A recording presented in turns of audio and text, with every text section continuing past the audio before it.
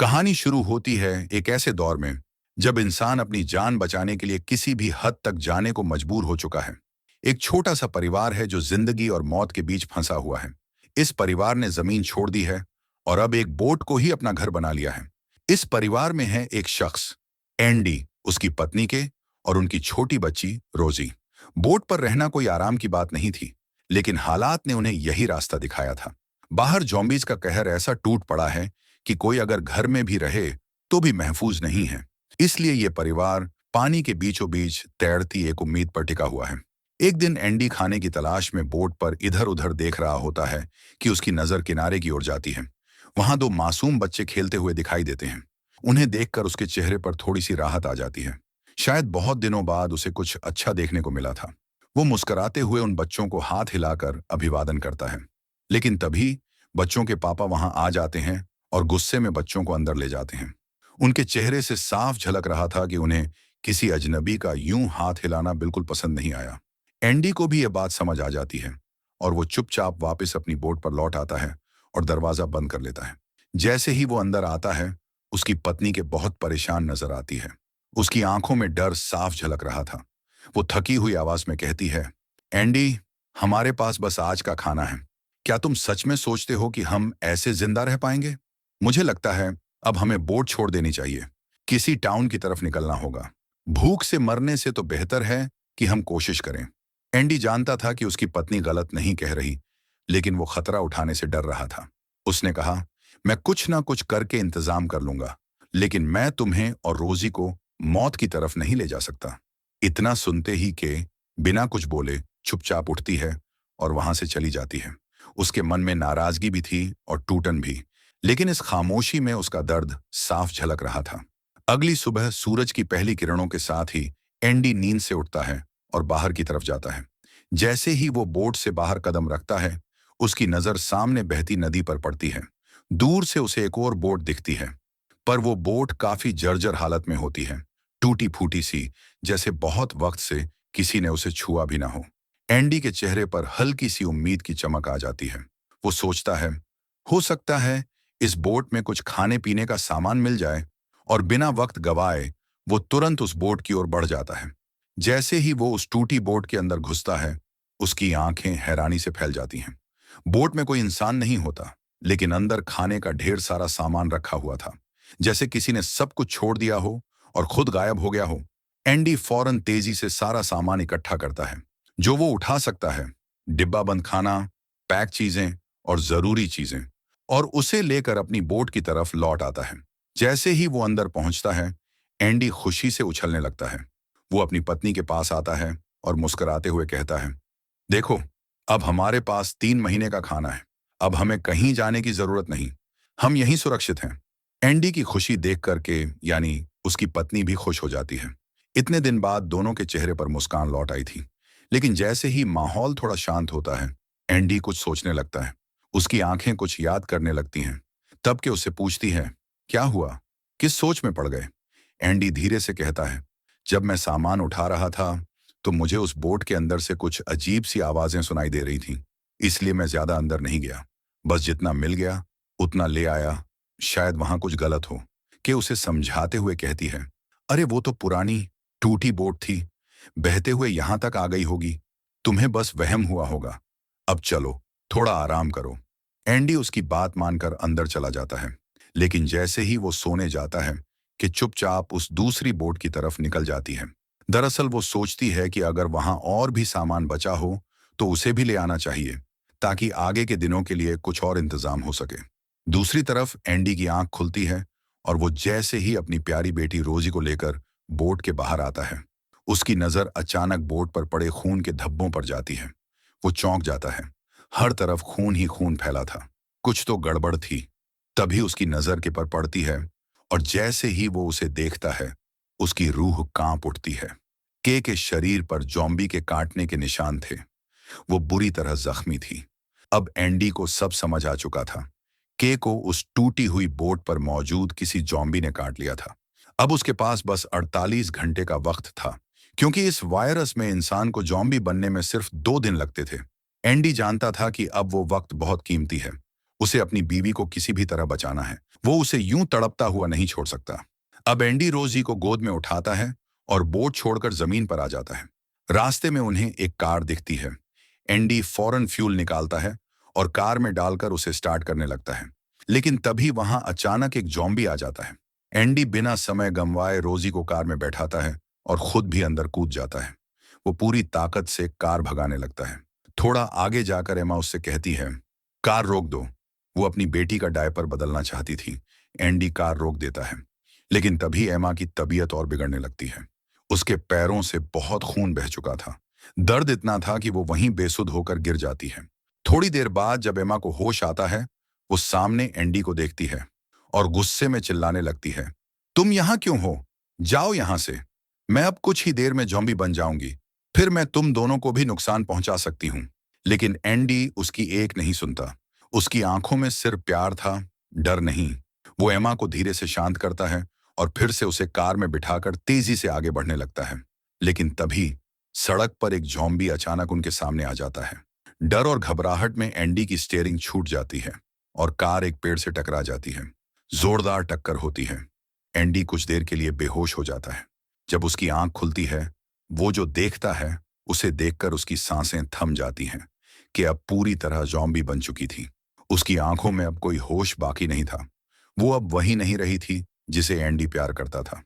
अब एंडी को समझ आ गया था, अगर वो जल्द ही यहां से निकला नहीं तो ना वो बचेगा, ना उसकी मासूम बच्ची रोजी। जैसे ही एंडी कार की तरफ मुड़ता है और अपनी बेटी रोजी को उठाने के लिए झुकता है, तभी पीछे से उसकी बीवी एमा, जो अब ज़ॉम्बी बन चुकी थी, एंडी के हाथ पर काट लेती है।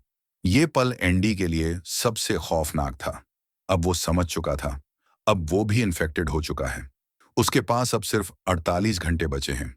लेकिन बिना समय गंवाए वो रोजी को कार से बाहर निकाल लेता है। फिर वो अपनी बीवी की स्मार्ट वॉच निकालकर खुद पहनता है ताकि वो 48 घंटे का टाइमर सेट कर सके। अब उसकी जिंदगी की उल्टी गिनती शुरू हो चुकी थी। अब एंडी के पास सिर्फ एक ही मकसद बचा था, ज़ॉम्बी बनने से पहले अपनी बेटी को किसी सुरक्षित जगह पर पहुंचा देना। वो रोजी को अपने कंधे पर बिठाकर लंबा सफर पैदल तय करने लगता है। जंगलों और वीरानों से गुजरते हुए उसका हर कदम थकावट और दर्द से भरा हुआ था, लेकिन बेटी की खातिर वो किसी भी हद तक जाने को तैयार था। रास्ते में उसे एक भटकता हुआ ज़ॉम्बी दिखाई देता है। एंडी समझ जाता है कि अगर उसे आगे बढ़ना है तो इस ज़ॉम्बी को हटाना होगा। वो प्लान बनाता है कि उसे मार दे, लेकिन तभी एक छोटी बच्ची उसके सामने आ जाती है। वो घबराई हुई सी एंडी से कहती है, प्लीज मेरे पापा को मत मारो। वो बच्ची खुद को चाकू से थोड़ा काट लेती है, जिससे उसके हाथों से खून बहने लगता है। खून की खुशबू पाकर ज़ॉम्बी, जो उसका पिता था, उसकी ओर मुड़ जाता है और इस तरह एंडी का रास्ता साफ हो जाता है। अब एंडी उस टाउन तक पहुंच चुका था जिसके बारे में के ने बताया था। वहां पहुंचकर उसे एक महिला मिलती है, एमा की पुरानी टीचर। वो बहुत दयालु और अच्छी इंसान थी। जैसे ही वो एंडी को देखती हैं, वो उसके जख्मों पर मरहम लगाती हैं, खाना देती हैं और उसे थोड़ा सुकून देती हैं। एंडी के मन में एक ख्याल आता है, क्यों ना रोजी को इन्हीं के पास छोड़ दूं। ये महिला अच्छी है, सच्चे दिल वाली है। मेरी बेटी यहाँ शायद महफूज रहे। लेकिन तभी बातचीत के दौरान एंडी को एक सच्चाई पता चलती है। वो टीचर कैंसर की मरीज है और अब उनके पास ज्यादा वक्त नहीं है। ये सुनते ही एंडी की आंखों में चिंता छा जाती है। उसका दिल डर से भर जाता है। अब वो जान चुका था कि ये जगह भी उसकी बेटी के लिए सुरक्षित नहीं है। दूसरी तरफ कहानी अब घूमती है एक छोटी सी मासूम बच्ची टूमी की तरफ। टूमी वही बच्ची है जिसने जंगल में अपने ज़ॉम्बी बन चुके पिता को एंडी से बचाया था। टूमी का दिल अपने पापा के लिए बहुत नरम था। वो भले ही अब ज़ॉम्बी बन चुके थे, लेकिन टूमी के लिए वो अब भी उसके पापा थे। टूमी अपनी मम्मी के साथ एक कबीले में रहती थी, लेकिन उसकी मम्मी और बाकी कबीले के लोग ज़ॉम्बीज को एक एक करके ढूंढ ढूंढ कर मार रहे थे। टूमी को डर था कि कहीं वो लोग उसके पापा को भी ना मार दें।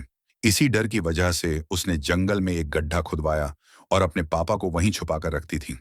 वो रोज उनके लिए खाना लाती, उनके पास बैठती और उनका ख्याल रखती थी, क्योंकि उसके लिए प्यार अभी भी जिंदा था। उधर दूसरी तरफ एंडी अपनी स्मार्ट वॉच की तरफ देखता है। अब उसमें बस 12 घंटे बचे थे। वो घबरा जाता है। समय तेजी से हाथ से निकल रहा था और अब भी वो अपनी बेटी के लिए एक सुरक्षित ठिकाना नहीं ढूंढ पाया था। वो जल्दी से रोजी को लेकर निकल पड़ता है। पसीने और दर्द से भरा सफर तय करता है और कुछ दूरी पर उसे एक कार दिखाई देती है। एंडी की आंखों में उम्मीद की चमक लौटती है। वो तेजी से कार के पास पहुंचता है, लेकिन तभी एक गोली चलती है। एंडी एकदम रुक जाता है, लेकिन गोली उसके लिए नहीं थी। उसके पीछे एक जॉम्बी था जिसे किसी ने गोली मार दी थी। तभी एक आवाज आती है, डरो मत, मैं तुम्हारी मदद कर सकता हूं, बस पहले मेरी मदद करो। वो आदमी वहीं पास में फंसा हुआ था। उसका नाम था जैक। उसका पैर एक पुराने टैंक में फंस गया था। जैक एंडी से कहता है, अगर तुम मेरा पैर बाहर निकाल दोगे तो मैं भी तुम्हारी मदद करूंगा। जो भी चाहिए मैं दूंगा। एंडी पहले तो थोड़े शक में था, लेकिन अब उसके पास सोचने का वक्त नहीं था। वो जैक की मदद करता है और उसका पैर बाहर निकाल लेता है।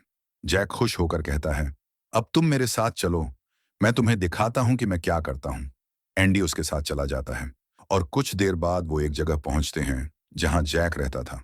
लेकिन जैसे ही एंडी अंदर कदम रखता है, उसकी नजर एक लोहे के पिंजरे पर पड़ती है जहां कई जॉम्बीज कैद थे। एंडी चौंक जाता है।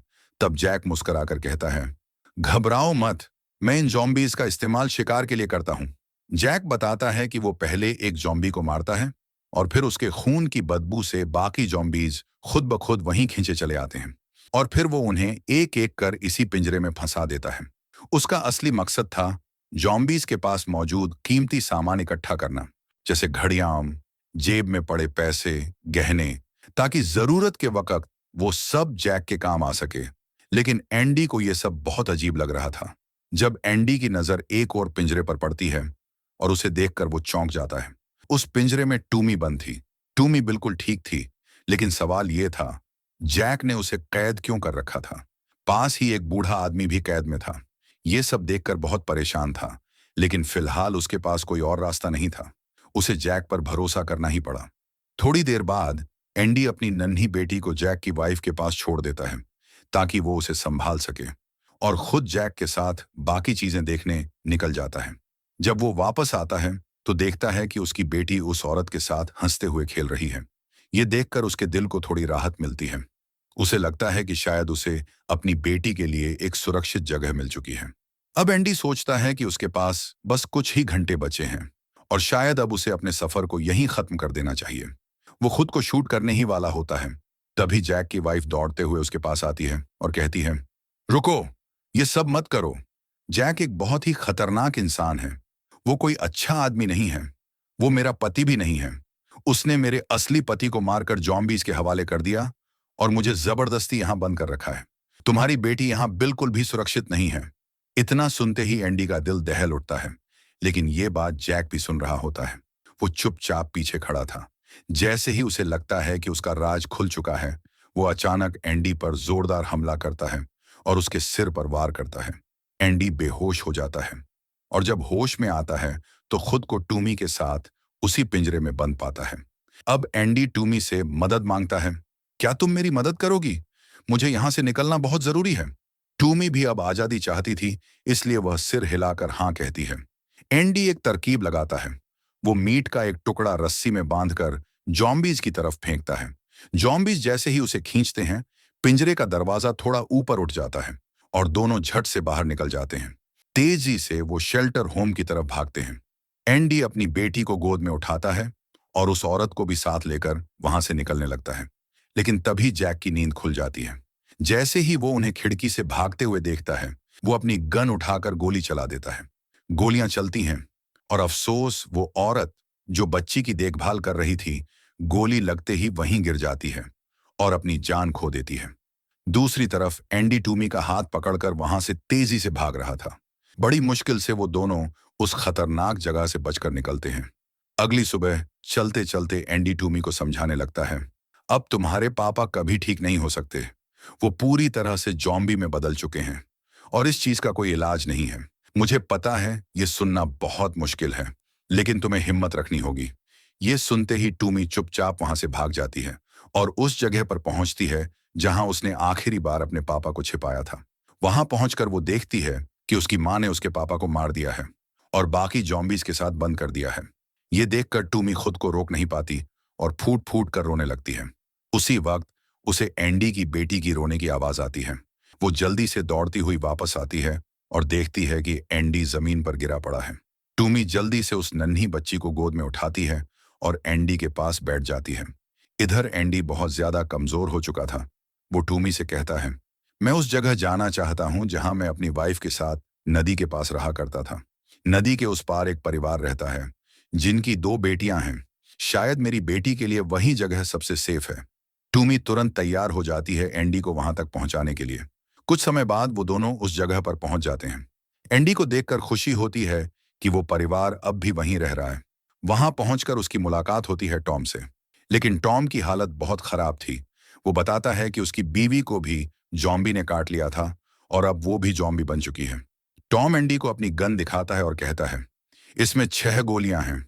मैं अपने पूरे परिवार को मार दूंगा, खुद को भी, और 2 गोलियां बच जाएंगी। तुम चाहो तो अपनी बेटी के साथ खुद को खत्म कर सकते हो, क्योंकि बिना अपने परिवार के मैं इस दुनिया में और नहीं रह सकता। एंडी उसे समझाने की बहुत कोशिश करता है कि यह सही रास्ता नहीं है, लेकिन टॉम उसकी एक नहीं सुनता। वो एक एक करके अपने पूरे परिवार पर गोली चला देता है और फिर खुद को भी। एक पल के लिए एंडी भी वैसा ही करने की सोचता है। वो गन उठाता है, लेकिन तभी टूमी वहां आ जाती है। वो उसे रोकती है और कहती है, अगर तुम चाहो तो प्रिंसेस को मेरे और मेरे कबीले वालों के पास छोड़ सकते हो। हम उसका ध्यान रखेंगे जैसे कोई अपना रखता है। एंडी के पास अब ज्यादा वक्त भी नहीं था, इसलिए वो टूमी के साथ उसके कबीले वालों के पास चल पड़ता है।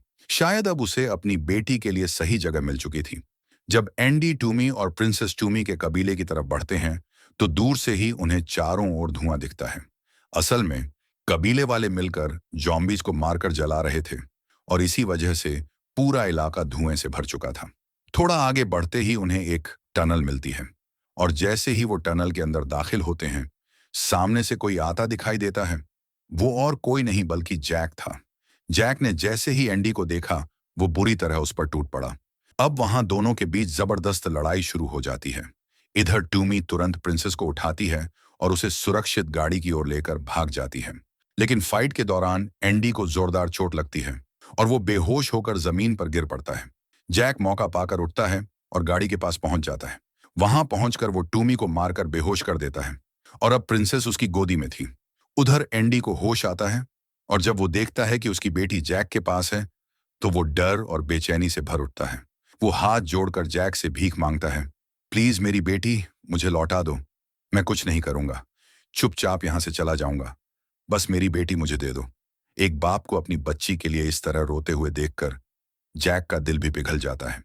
वो बिना कुछ बोले धीरे धीरे प्रिंसेस को एंडी की गोदी में दे देता है। एंडी तुरंत टूमी को भी उठाता है, जो अब तक बुरी तरह घायल हो चुकी थी। उसके सिर में गहरी चोट लगी थी, लेकिन एंडी हार नहीं मानता। वो उसे हिम्मत देता है और किसी तरह उसे संभालते हुए आगे बढ़ता है। लेकिन कुछ ही दूर चलने के बाद एंडी की तबीयत बिगड़ने लगती है और उसकी स्मार्ट वॉच में लगा टाइमर बीप करने लगता है। यह अलार्म इस बात का संकेत था कि अब उसका वक्त खत्म हो चुका है। वो अब जल्द ही जॉम्बी में बदल जाएगा। एंडी सब कुछ समझ जाता है। वो अपनी प्यारी सी बेटी को टूमी के पास ले जाता है और कहता है, यह प्रिंसेस अब तुम्हारी छोटी बहन जैसी है। इसका हमेशा ख्याल रखना। जो मैं नहीं कर पाया वो अब तुम करना। इसके बाद वो आखिरी बार अपनी बेटी को प्यार से गले लगाता है, उसे चूमता है और फिर खुद को रोकते हुए दूर हो जाता है। अब एंडी एक लकड़ी के सिरे पर मीट का टुकड़ा बांधता है और धीरे धीरे आगे बढ़ने लगता है। यहीं से सीन शिफ्ट होता है। दूसरी तरफ टूमी की मां अपने कबीले के लोगों के साथ जॉम्बीज को जलाने में लगी होती है। तभी उनकी नजर टनल की ओर जाती है। वो देखती हैं कि टूमी वहां से आ रही है, लेकिन उसके कंधे पर कोई बैठा है। वो और कोई नहीं बल्कि एंडी था और उसके साथ प्रिंसेस भी थी। असल में टूमी ने एंडी को उस मीट से गाइड किया था ताकि वो अपने आखिरी वक्त में प्रिंसेस को सही जगह तक पहुंचा सके। दूसरी तरफ जैसे ही एंडी कबीले वालों के पास पहुंचता है, उसके जॉम्बी में बदल चुके रूप को देखकर सब लोग डर जाते हैं और तुरंत उसे मारने के लिए अपने हथियार उठा लेते हैं। लेकिन तभी टूमी सबको रोक देती है। वो कहती है, रुको, अभी नहीं। अब टूमी अपने बैग से एक छोटी सी बॉटल निकालती है। वो बॉटल थी एंडी की वाइफ का परफ्यूम, जिसे उसने हमेशा अपने पास संभाल कर रखा था। टूमी वो परफ्यूम एंडी के सामने स्प्रे करती है ताकि एंडी अपने आखिरी पलों में अपनी वाइफ और बेटी दोनों को महसूस कर सके। उसके बाद टूमी बस एक हल्का सा इशारा करती है और कबीले वाले समझ जाते हैं कि अब वक्त आ गया है और फिर सब मिलकर उस जॉम्बी में बदल चुके एंडी को एक झटके में खत्म कर देते हैं ताकि इन्फेक्शन और आगे न बढ़े और बाकी लोग सुरक्षित रह सकें। एंडी की मौत के बाद सबकी नजर प्रिंसेस के पेट पर लिखे एक मैसेज पर जाती है। वो मैसेज था, धन्यवाद। एंडी ने जाते जाते टूमी के लिए एक आखिरी शुक्रिया लिखा था। ये देखकर टूमी फूट फूट कर रोने लगती है। उसकी माँ भी बेहद इमोशनल हो जाती है। अब सब मिलकर एंडी को भी वैसे ही दफनाते हैं जैसे कभी टूमी ने अपने पापा को दफनाया था, ताकि उसकी याद हमेशा जिंदा रहे, लेकिन उसका संक्रमण कभी न फैले। तो दोस्तों, आखिरकार एंडी की मेहनत और कुर्बानी रंग लाई। उसकी प्यारी बेटी प्रिंसेस को मिल गया था एक सेफ और लविंग परिवार, और टूमी को भी मिल गई थी एक प्यारी सी छोटी बहन, जिसके साथ वो अब अकेली नहीं थी। और इसी इमोशनल मोड पर यह मूवी यहीं खत्म हो जाती है।